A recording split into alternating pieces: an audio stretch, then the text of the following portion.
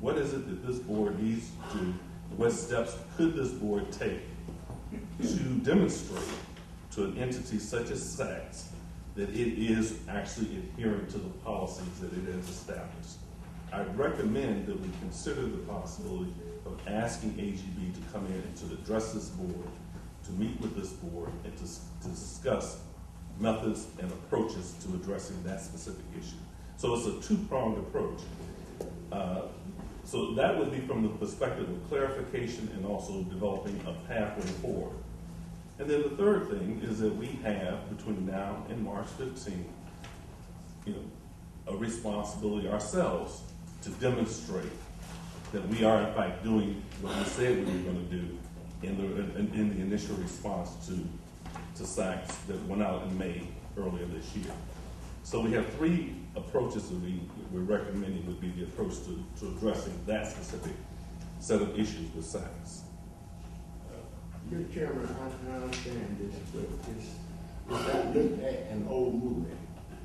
You've been through this, you do something, and then you tell you're doing too much. We interfere with administration. Then something happens, you say, we're about to run out. You've been negligent in your responsibility. That, you can't win. We've been through this thing several times in the last several years. You're doing too much, or you're not doing enough. The administration, the trust is not doing enough to oversee the administration. Then it's come back and say, oh, y'all done too much. You've been interfered. So I do want this man to come and tell us what to do. So this has been ongoing for years and years.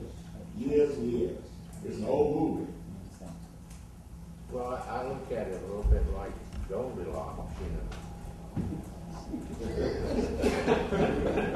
This bed's too hard, this bed's too soft. We're looking for one that's just right for Goldilocks to sleep in. So I'm hoping we can find something that will satisfy Goldilocks.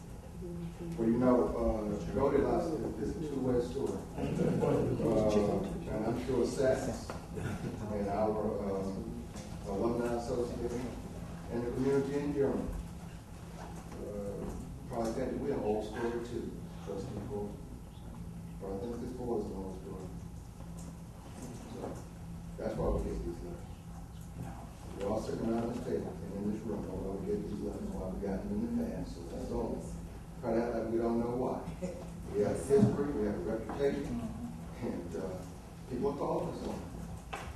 It's the same reason we got and it's all on 64 members sitting around this table today. It's all online, it's all readable. It's pretty easy to do, it's pretty easy to see. Continuity wasn't there, but that's all in the fact. Well, I guess your point is, trustee, that when one or two board members do something bad, that all of us get paid for it. I guess that's true. You have one or two board members who did this, and then all of us act like we got all of us look bad. So maybe that's the way to vote. Mr. Chairman, I think that what's done is done. And what's in the past is in the past. I would hope that we would focus our efforts on doing what we have to do in the future to establish this institution as an institution of higher learning without the baggage.